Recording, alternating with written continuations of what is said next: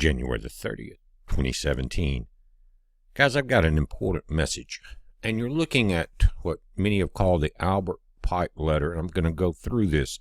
You've seen it on my channel before, but guys, we have witnessed since the 20th a paradigm shift in the world, and that was with the inauguration of Donald Trump.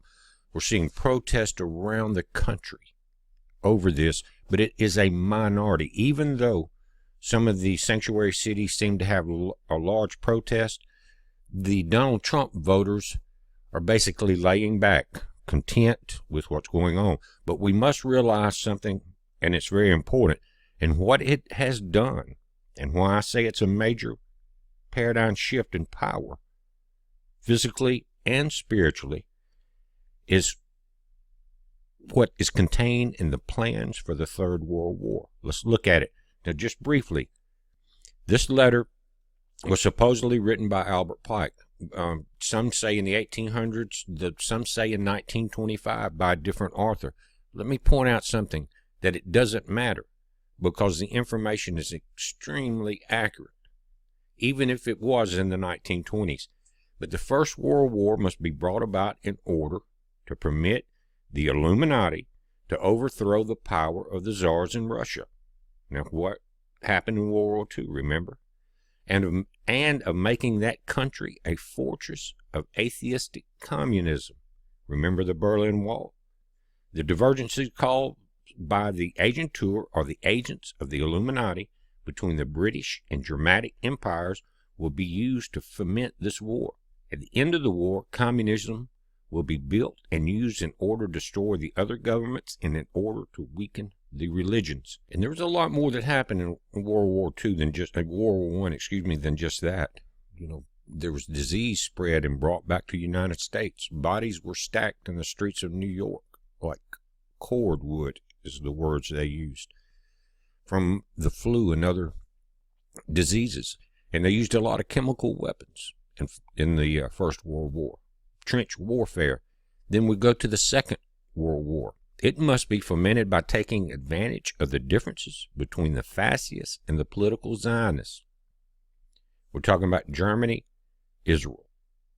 In a lot of ways, this war must be brought about so that Nazism is destroyed and that the political Zionism be strong enough to institute a sovereign state of Israel and Palestine. Guys, think about this. This didn't happen until actually 1947. It was brought up before the UN, but really declared in 48. And so there's no way at that time they could predict this unless they were behind the plots. And so understand what I'm talking about, because I'm just getting wound up for World War III and what they're trying to do. It says, again, you brought the end, or it said to destroy Nazism, and that political Zionism be strong enough to institute a sovereign state in Israel. Why? To create conflict, to put incompatible civilizations together. Incompatible totally. During the Second World War, international communism must become strong enough in order to balance Christendom, which would be then restrained and held in check. What did he say? Restrained and held in check. How? We've seen that. Until the time when we would need it for the final social cataclysm. Okay, Christendom, Zionism, part of the end-time social cataclysm. Let's move on to what they're trying to do right now, and now they have suffered a major blow for the first time in the history of these first two world wars, moving into this one. Again, this is where they messed up. They did not estimate, or they underestimated the power of the what they call Christendom. They underestimated it, and that's been Satan's downfall from the beginning, and it's going to be his downfall now, and I'm going to explain it. The Illuminati say the Third World War must be fomented by taking advantage of the differences caused. What did I just say? They're causing differences, incompatible civilizations thrown together by mass immigration, caused by the ancient tour of the Illuminati between the political Zionists and the leaders of who? The Islamic world. Suddenly now we have The political Zionists, who many say they run Washington as well as Israel, other places. So that's what we're talking about. And the leaders of the Islamic world. The war must be conducted in such a way. Thank you, Hillary Obama. The war must be conducted in such a way that Islam, the Muslim, Arabic world, and political Zionism, the state of Israel, mutually destroy each other. Now, since that time, again, Zionism is not just in Israel. Meanwhile, the other nations, listen, once more divided on this issue, will be constrained to fight to the point of complete physical, moral, spiritual, and economic exhaustion. Think about that. What are we seeing on the streets of America now with the immigration policy? The airports are all being protested. You've got the Democrats coming out crying like Chuck Schumer. It's pitiful. They're pathetic losers. Now Obama comes out through one of his spokesmen and goes against this immigration policy guys and says that he is proud of America standing up against this and for them to continue to fight. Obama's going to end up in trouble over starting riots and inciting riots. He's going to be in trouble over this before it's over, mark my words. Now, meanwhile, the other nations, that includes us, divided on the issue we will have to fight. And here's where they're making their mistake, right here. We may fight to the point of complete physical, moral, spiritual, and economic exhaustion. No way. No way.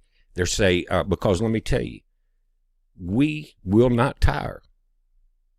We will not be spiritually exhausted. All you guys are doing is strengthening us. We shall then unleash the nihilists and the atheists. Who do you think's running around burning buildings and smashing windows and protesting? And in the office of the Democrats. We shall unleash the nihilists and the atheists, and we shall provoke a formidable social cataclysm in which, in all its horror, will show clearly to the nations the effect of absolute atheism, the origin of savagery, and the most bloody turmoil. Again, they've underestimated it. They think this thing is going to, because they've clashed these cultures on purpose to bring about this cataclysm, that we're going to be exhausted from it. Underestimated big time. And one of the reasons they're going to underestimate it is because we're going to expose it so that you're aware of it and you don't fall for it. Then everywhere the citizens obliged to defend themselves against the world minority of revolutionaries. Now listen, this is the paradigm shift, because the last time we talked about this letter, it seemed that we were the minority of revolutionaries. We were being called that by the Democrats. We were being called deplorables. We're not the minority anymore. So there's the other mistake. Then everywhere, let me start over. Then everywhere the citizens obliged to defend themselves against the world minority of revolutionaries. Right now we know who they are. They're the ones tearing up the buildings and the cars and blocking streets and airports. It says, we, the citizens, now it's us, we're not the minority, will be obliged to defend ourselves against this world minority of revolutionaries, and they are the minority. That's why they lost the election, and it wasn't just by a few votes. Nowhere near that. We know it was cheated. It says, the citizens will exterminate those destroyers of civilization. Think about that, and that's what we're seeing. These protesters now are not getting away with pushing and shoving like they did with Obama. They're being handcuffed and carried to jail. I've been watching it each day. The people are tired of it. The police are tired of it. They are locking people up on the border that were sneaking back in, that have been accused of child rape in the last few days, stopping it, rounding people up in New York that were on the FBI's most wanted list, some with a $500,000 reward out of California. But California wants to succeed. It says, we will exterminate the destroyers of civilization and the multitude disillusioned with Christianity. See, they got it wrong again, because with the paradigm shift, we became the minority. That threw an entire different equation into this problem for the Illuminati. Now, when they say disillusion with Christianity, they were thinking that we would be the minority and be defeated and be disillusioned with why weren't we protected by God. Then they say whose deistic spirits will from that moment be without compass or direction. Wrong. We have a direction and we have a compass, and you have strengthened us. You have united us. Anxious for an ideal, but without knowing where to render its adoration, will receive the true light through the universal manifestation of the pure doctrine of Lucifer, brought finally out in the public view. Guys, Christians know about this doctrine of Lucifer, but they made the mistake. They think we will be defeated as a minority, disillusioned with Christianity. Wrong. It's becoming a Christian nation. The Illuminati have been dealt a deadly blow. The manifestation will result from the general reactionary movement which will follow the destruction of Christianity and atheism, both conquered and exterminated at the same time. It ain't going to happen. They messed up. But why would they want to destroy Christianity and atheism? Because atheists aren't going to worship Satan either, guys. But this is where we're at. I want you to read this, pay very close attention to it, and watch as it unfolds daily in the headlines. You're already seeing it. But we're not defeated, and we will not become disillusioned. Satan has made a mistake, and now he's going to pay for it. And the Illuminati will pay for it also. They're being more or less pulled out of the closet by, one thing, this immigration policy. They're showing their true colors. Schumer, Pelosi. Why do they want to destroy this country?